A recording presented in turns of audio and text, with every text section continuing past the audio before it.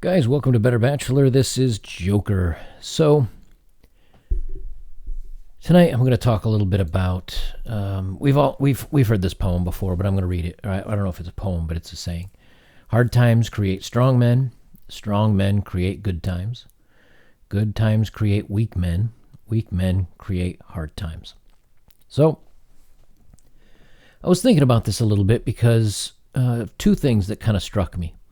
Number one, all the protests that are going on right now. And that takes a lot of strength to fight back against your government, like Hong Kong, like Chile, like some of it going on in the UK against Brexit not happening, but I'll cover more of that in a minute. And then you've got safe spaces in colleges and people upset because they don't think everything is exactly fair and even, and I didn't get the opportunity that guy has because he's got a lot of money and I didn't. So he has an advantage by going to a better school than me. So we need to have socialism now in the United States. And, it just made me realize that here in the United States, we're in good times right now. And guys and women, men and women. When I say weak men, I'm talking about women as well. We're just weak.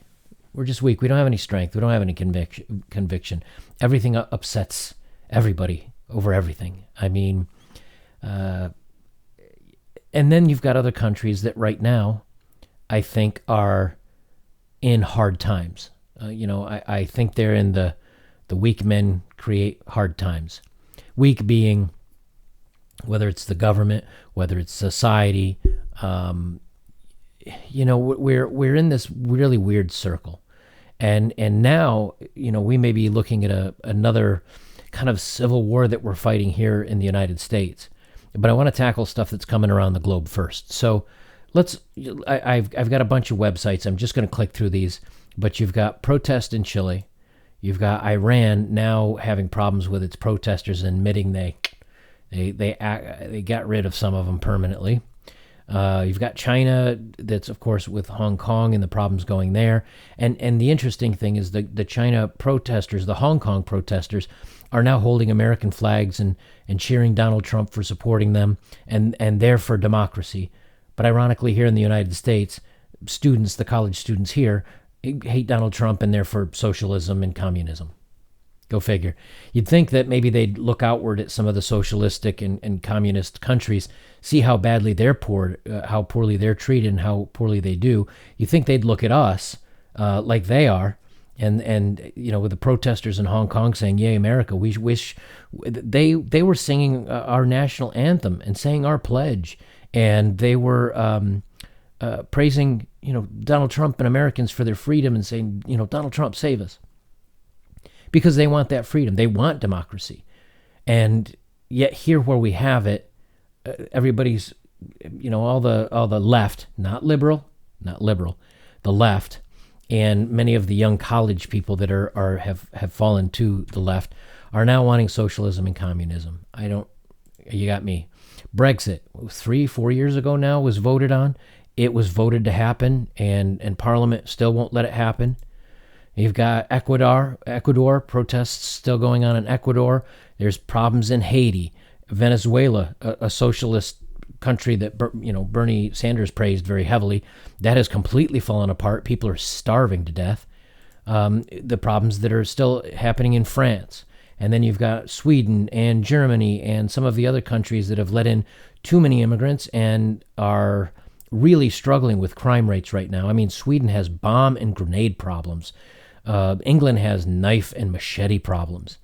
You can take away the weapon, but it's not going to remove the problem. If people want to hurt you, they're still going to find a way to hurt you. And here again in the States now we've got where you've got a president that's a year away from getting voted in again or out of office. And, the Democrats are not going to let that happen. They're pushing for an impeachment. And they're pushing for getting rid, many of the people running for presidency are pushing to get rid of free speech, our First Amendment right.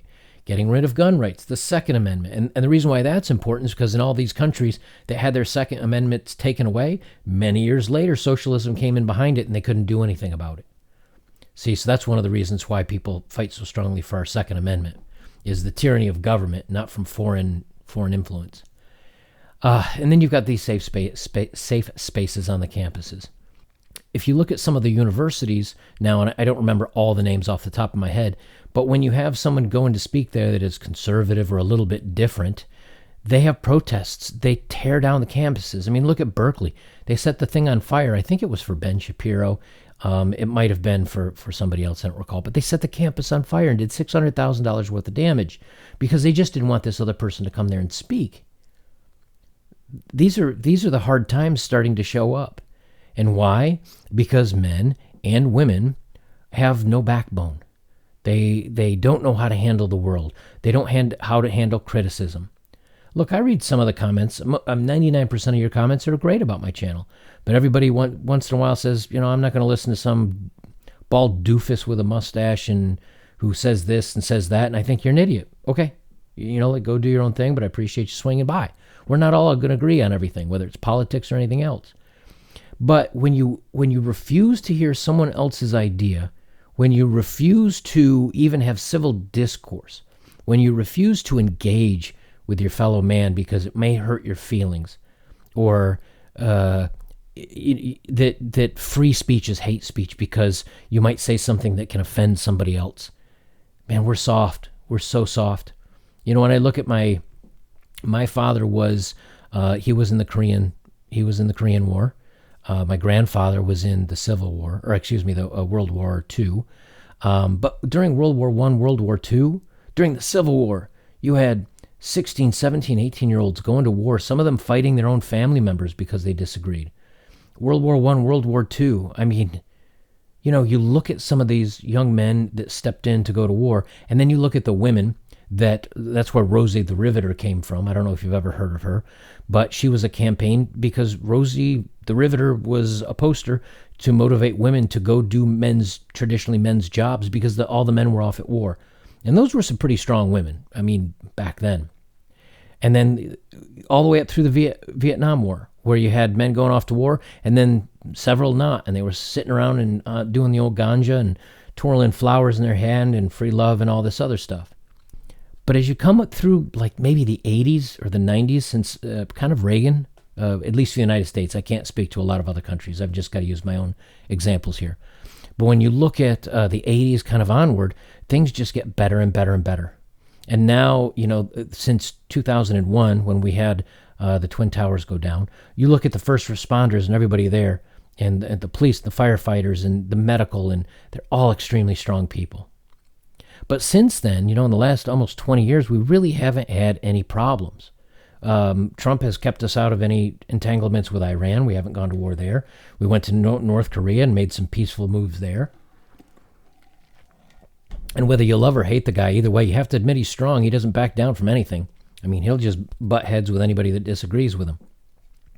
But that's not the point. The point is that those in the past were strong people. But now without problems, people are getting upset because they can't use their cell phone at work. I read a poll that said something like 60 or 70% of young millennials would not take a job where they weren't allowed to use their phone during the day. So your phone use and texting your friends and checking on Facebook and all this other crap is more important than you having a good paying job. That's where we are. Cry spaces, safe spaces. So all these non-problems, now you see people looking for problems all around the world. Now, granted, some of these other places have real problems. I'm not saying they don't. And they've got government problems, and that's why they're fighting back. But most of these places are socialist, the ones that are really having bad governmental problems, and the ones that aren't are having, other problems where you had weak leaders that didn't protect nationalism and watch out for their own country's best interest, and now they're having border problems, and now they're having immigrant problems, and now they're having all tons of problems, right? And it's because no one was strong enough to stand up and say no more. There's a story here that I had pulled up where a transgender MMA fighter breaks skull of her female opponent. And it says, are we becoming too careful not to offend any group of people? And we are. Look in the case of transgender and gay rights versus the Islamic faith. You have a lot of people saying, oh, we need to be very open and allow Muslims into the country and support Islam. Okay, then you have the same group of people saying we need to support transgender, we need to support gay rights. Okay, guess what? Both those groups don't agree with each other. How are you going to support both? You can't. It doesn't work that way. You have to either side with one or the other.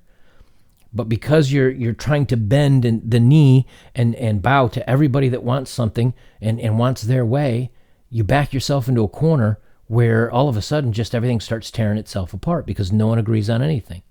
And this is what you've got now. School administrators are bowing down to what the students want from them. And if the students get upset that a teacher said something, instead of them standing up behind the teacher, they fire the teacher so the kids get their way. You can't win. You cannot bow and please everybody. And that's what everybody tries to do. And then when you apologize for it, not only are you coming across as weak and you're basically admitting that you're wrong, but in the same token, now you're promoting them to do it again. You've got Colin Kaepernick, a football player here in the United States, who screams that the Betsy Ross flag is somehow racist, even though it was used in President Barack Obama's inauguration, hanging behind him, and that I think it was the Whig Party, but anyway, they were some of the original people. Betsy Ross and the government around that time were some of the first people that were giving rights to minorities. But just because somebody decided to say it was racist, well, and what happens? Colin Kaepernick gets a Nike deal and lots of money. So of course people are gonna. All you're doing is you're paying off people that are bribing you. They're holding you at knife point, threatening you, and you cave and you say okay. And all you're doing is you're patting them on the back for holding you up at knife point. We are so full of weak people. And I'll say this much to everybody that's standing up to their governments, whether it's in Venezuela, whether it's in Chile, whether it's in Iran, whether it's in Hong Kong, wherever it is. Okay, all you people are strong, very strong, and it takes a lot of guts to do what you're doing. Half of you can't hear me because you don't have internet anymore, like in Iran, because they shut it off, but they're very strong people. But to the rest of everybody that's just flopping around like fish and bowing to whoever, holds a theoretical sharp object to you and bowing down to them, you're weak. And you know what's coming from all this weakness? Hard times. And the hard times are just getting started. We've got men not sticking up for themselves and they're falling in with the feminist cause. I got bad news for you though. If a guy falls in with a feminist cause and says, yeah, men are awful and men suck and men are terrible, women, they've got a good nose for that. And women know you're selling out your own kind, and they know that's crap. Now, they may date you, they may marry you, they may take your money, but they'll never respect you, and they'll never care for you, and they'll never love you because you're weak, and they know you're weak. So this isn't about a right or left thing, all right? I don't want it to be, at least. But it's coming. It's coming because no one's standing up for anything anymore. And they're just laying down, dying, and crying. And what's going to happen is things are going to get a lot worse before they get a lot better. And the only way you can protect yourself in all of this, okay, is number one, I try not to get too dug in on sides. It still happens. We all have our opinions. But the deeper you dig in, the harder it's going to be. So I try to stay at least somewhat neutral. On the political scale, I'm actually a little bit more towards libertarian, and I'm dead center between progressive and conservative. Because I don't feel too strongly about anything in the world except my freedom, which is libertarian. So I think the hard times are coming. And the only thing you can do to protect yourself is to try to stay away from it a little bit, kind of watch from the outside. Don't dig into one side too much. Support your side. I'm not saying to bow to anybody, but I'm saying stay nimble, stay open-minded about things because you may need to make some changes in your life. And number two is set yourself up for success.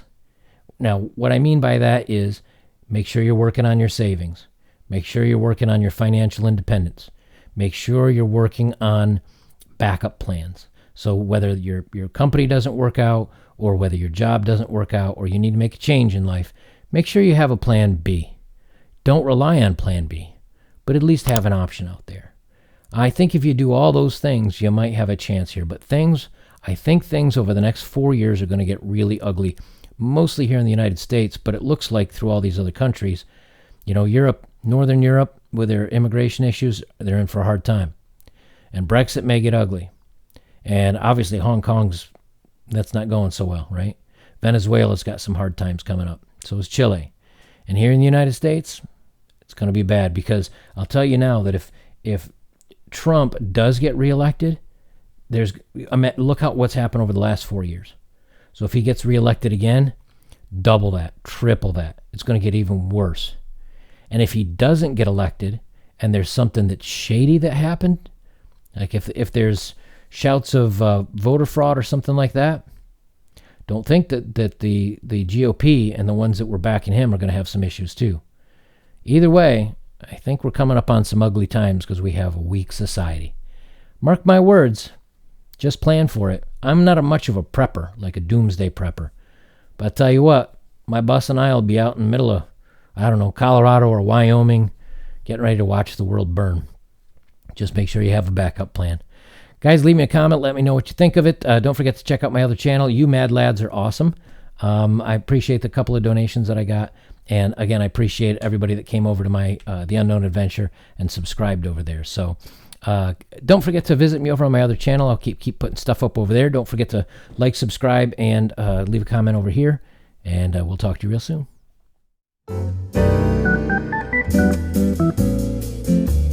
Thank you.